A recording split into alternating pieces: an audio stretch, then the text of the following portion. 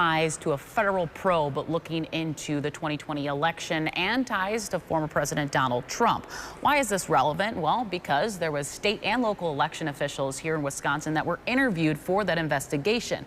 One who was subpoenaed was Megan Wolf. She's the administrator, top election official of the state elections official. And we also heard local election officials in Madison and Milwaukee were interviewed. Now, this begs the question also, well, there's this federal investigation going on. Would the state do kind of their own thing? And that is the question that we brought forth to Attorney General Josh Kaul, because Michigan's Democratic Attorney General as well did that to look into the fake electors who signed on to overturn the election results. So this begs the question that rhetoric is still going on, but it almost in a sense puts Kaul in a tough spot because Governor Tony Evers said he would welcome Kaul to take action on this. Well, you have a Democratic Attorney General in Michigan filing charges. Why isn't the Wisconsin Attorney General the same thing with the same situation going on? Well, it could be that Kaul is waiting for the feds to act. He's kind of hinted before, he thinks this could be a federal issue. So if they do something, it could kind of relieve the pressure.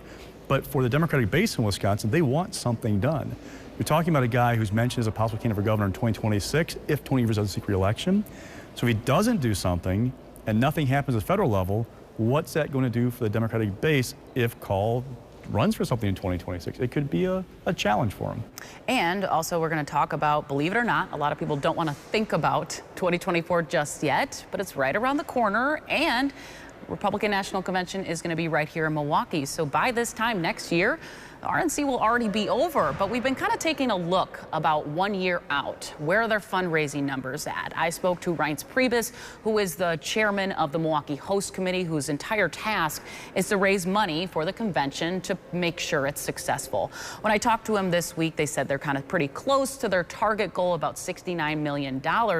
But he also talked about kind of the loss in funding that they recently just had after Governor Tony Evers made a partial veto. Instead of a $10 million grant to Milwaukee's tourism hub, Visit Milwaukee, they actually only got $1 million.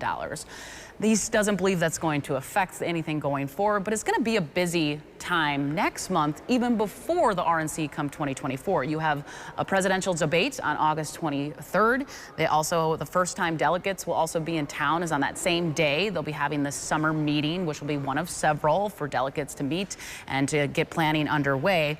But going back to the debate, there's been a big question that while this is going to be a successful event for the city of Milwaukee to kind of kickstart convention talk and raising money for the city, there's this big question of whether or not former President Donald Trump will show up. So I asked Priebus about this, and he believes he's going to show. But that just is going to be kind of something that we look ahead to see whether or not he's going to come or not. I would never try and read Donald Trump's mind or what he's going to do. Right. I expect some drama to be involved, but when you think about the fundraising, remember, for every dollar sucked up by this national convention, the host committee, it's one less dollar for Republican candidates in Wisconsin to raise for state races. I know we think some of that money is an infinite resource in politics, but there actually are limits to your checkbook. So it does cause a little bit of, I'll say heartburn, but a challenge for Wisconsin candidates to find money sometimes. You have so much pressure on raising those funds for the national convention. And our look ahead this week is going back to April's state Supreme Court election. And JRU at WizPolitics has been tracking quite a bit of just how much money was spent. We knew it shattered national records. You tracked about $56 million was spent on that. 32 was spent by Democrats, and $22.5 million was spent towards Justice Daniel Kelly, this conservative in the race, and his supporters. But it's not just so much about how much money it was spent, it's where this money was and what it was spent on. There's a new playbook that was perfected by Democrats. So remember, political parties can take unlimited contributions and make unlimited transfers to state candidates.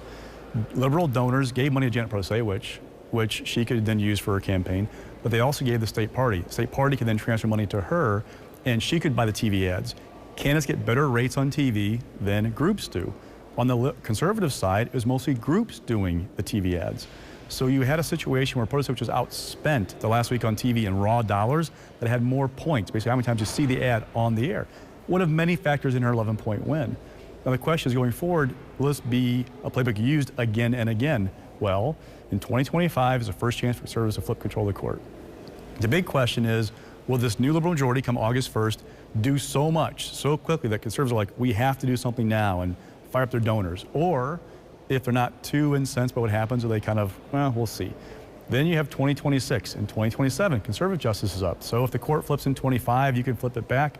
So the playbook is there. I'm not sure if they'll be used over and over again. It depends on the motivation of donors to write those big checks to spend this money. All right, that will do it for this week. Thanks so much for joining us. All right, time to